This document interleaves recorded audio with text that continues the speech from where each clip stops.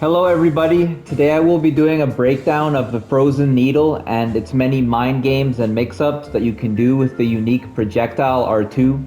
Let's get started. I'll just quickly cover the build I'm using. I'm using a Guardian's Keen Sword Spear with Chilling Mist, and then an offhand Frozen Needle. And then I'm using Millicent's Prosthesis, Spear Talisman, Erdtree's Favor +2, and Greatjar's Arsenal. And my stats are optimized for dex. So with the Millicent's Prosthesis, I'm getting up to 70 dex, and the rest of the stats are just pretty standard.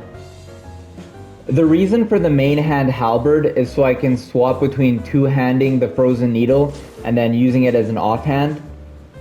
And this is very important because, as you can see, the Frozen Needle doesn't get huge frost buildup, it's only 60. So having another weapon equipped that you can use to build up frost is really important. So in this case, I'm using a sword spear with Chilling Mist, and this is just very useful for building up frostbite. I think a lot of people have overlooked the Frozen Needle due to the other thrusting swords being much stronger. However, I think if you play this weapon correctly, it can honestly compete at the same level. Frozen Needle is weaker in damage and is shorter range. However, it makes up for this with the projectile R2, which can outrange most other attacks in the game. And as I will explain in this video, the amount of mix-up potential this weapon has is astronomical, which makes up for its lack of damage and range. First and foremost, the most important thing to learn with the Frozen Needle is free aiming. The Frozen Needle R2 is very easily strafable when you're locked on, so you're going to want to free aim it. Watch how easily it can be strafed.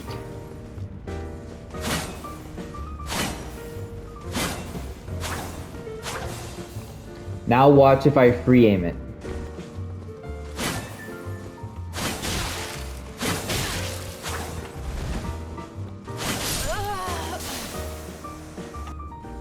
So being able to free aim is a fundamental thing to learn if you're going to use this weapon. It should be noted though, the R2 kick is actually frame 9, which makes it unreactable at close range and is not easy to strafe on reaction.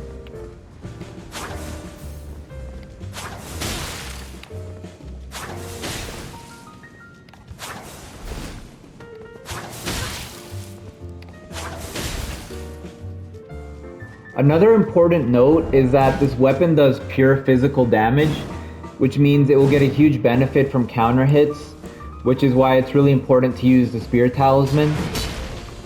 So not only that, but the projectile R2 also gets counter damage. So let's look at a normal hit with the R2. 237. Now let's look at a counter hit. 309. So you're getting quite a bit more damage.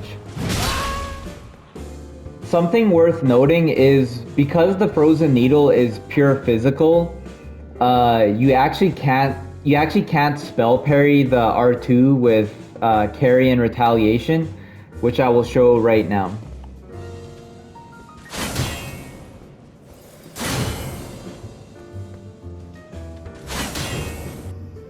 I mentioned at the start of the video that the Frozen Needle has a crazy amount of mix-up potential. This is mostly due to the R2. You can also use the Ash of War Impaling Thrust as a mix-up, but the R2 is going to be the main one you're using. So with the R2, there's a bunch of different ways you can use it. You can do just a basic neutral R2. You can fully charge it.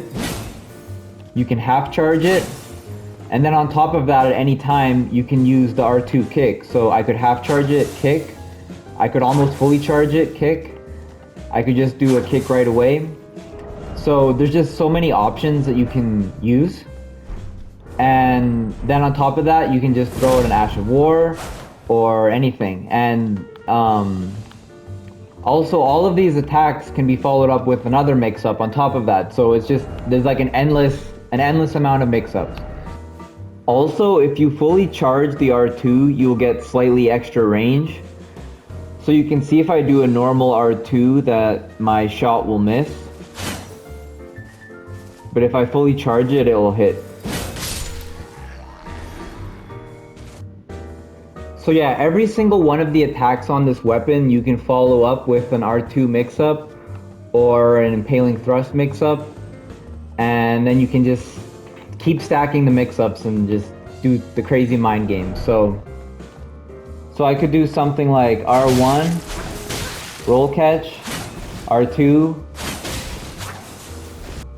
or if you're at close range, you could do something like a running R1 into a crouch R1 into a kick. You could do a delayed jumping R2 into impaling thrust, into an R2 kick. And I think you get the point now. Like, there is so many mix-ups with this weapon.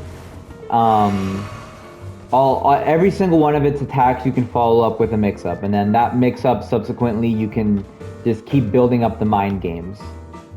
It's also very powerful on wake up because if you time the R2 correctly, it's nearly inescapable.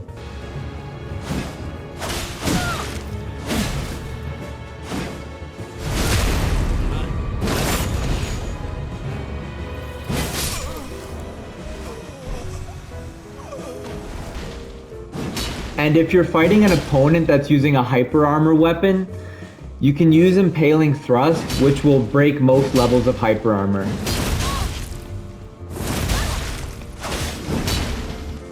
There are two counters to the frozen needle. One of them is to use a shield with 100% physical damage negation.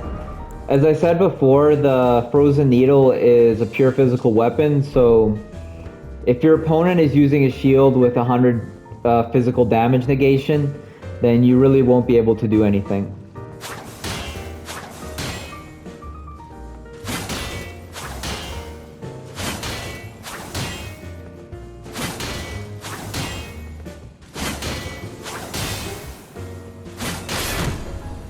The other counter is to use jump attacks.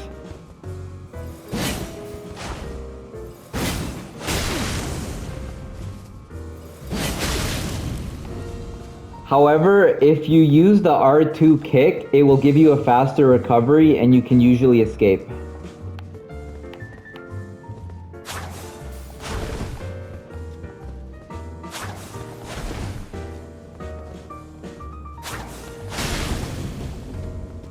There's a few true combos you can do. One of them is to use headshots. So you could go headshot, impaling thrust.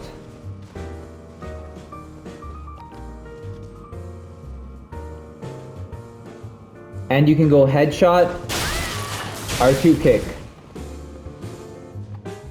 I've said in my past videos there are certain armor sets that will help you aim headshots. That being the blade armor and the fire prelate armor, which are both very good. But I've done more testing and the Lionel armor is actually the best one. So you see the black holes at the top of the cape. You line this up with your opponent's head and then this will line them up for a headshot.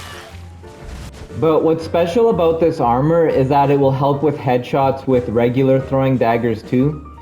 So if you see the black hole, that's the second from the right, I can line that up with my opponent's head and then that should line him up for a headshot. So that's why this is the best armor set for headshots. The kick will also true combo with gravity stone fans if you hit them at a distance. Anyways, I could probably ramble on forever about every little minutia and setup with the frozen needle, but it's better if you just experiment with the weapon for yourself and find what works for you. So to close out this video, I will just commentate over some arena duels so you can actually see the weapon in action. Alright, so we're going up against a two-handed halberd.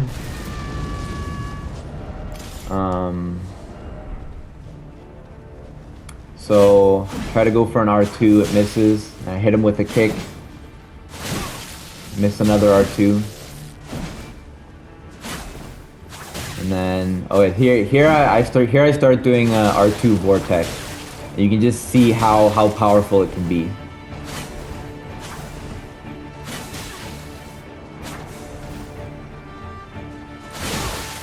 So he's just not able to react. So now he's very low.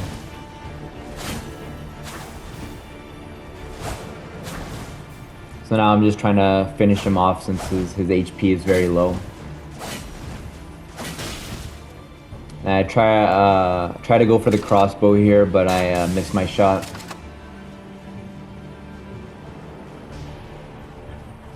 So now I'm just chasing him down. And then he hits me with a turn and burn, and then I get him with the L1. Now we're fighting a great sword.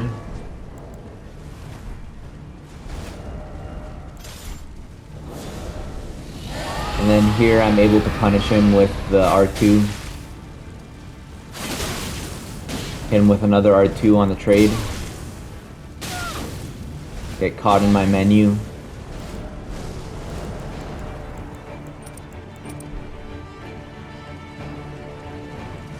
Now here I just start doing a insane R2 vortex for pretty much his entire health. And then I finish it with the delayed jumping R2. Now we're going up against the katana.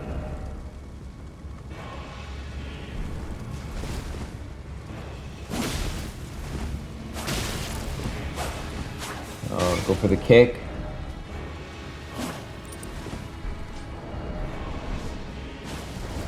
So right now we're both kind of just playing neutral here.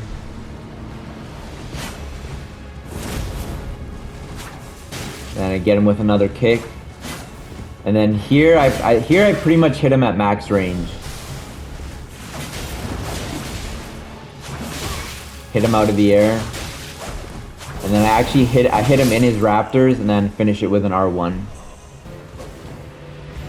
And this is just another clip I wanted to show that you can roll catch people from very far away.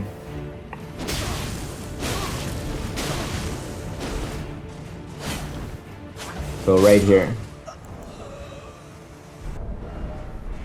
And I also just wanted to show that this weapon can hold its own even in a thrusting sword mirror. It can still compete.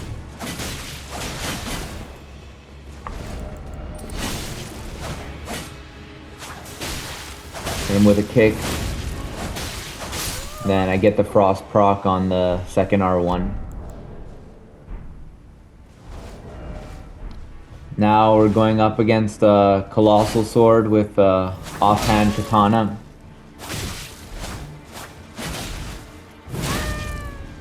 So I try to get him with the impaling thrust, but he hits me before I can do anything.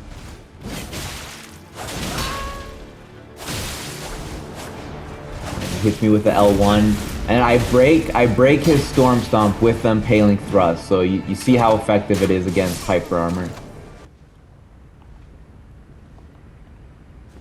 This is the last duel here. We're going up against another colossal sword.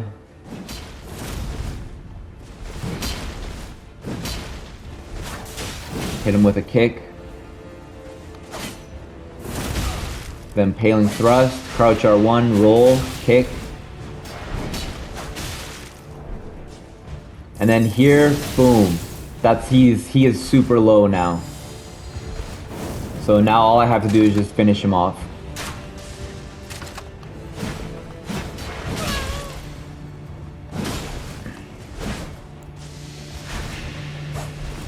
I'm just chasing him down and get him with the R1. I hope you enjoyed the video, and thank you everybody for watching. And thank you to Gil for helping me with recording. Have a good day, everyone.